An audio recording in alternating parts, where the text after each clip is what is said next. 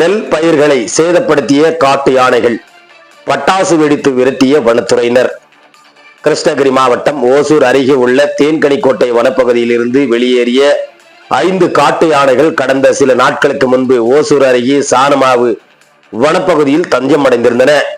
இந்த காட்டு யானைகள் உணவு மற்றும் தண்ணீரை தேடி அவ்வப்பொழுது வனப்பகுதியில் இருந்து வெளியேறி அருகில் உள்ள ஆழியாளம், போடூர், கோபுசந்திரம் மற்றும் காமந்தொட்டி ஆகிய கிராம பகுதிக்குள் நுழைகின்றன. இந்த நிலையில் இன்று அதிகாலையில் வனப்பகுதியை விட்டு வெளியேறிய 5 காட்டு யானைகள் ஆழியாளம் கிராமத்தில் விவசாய பயிரிட்ட இருந்த நெற்பயிர்களை சேதப்படுத்தின. இது குறித்து அறிந்த ஓசூர் வனத்துறையினர் அப்பகுதிக்கு சென்று பட்டாசுகள் வெடித்து காட்டு யானைகளை வனப்பகுதிக்கு விரட்டி சென்றனர். இதனால் விவசாயிகள் நிம்மதியடைந்தனர் என்பது குறிப்பிடத்தக்கது.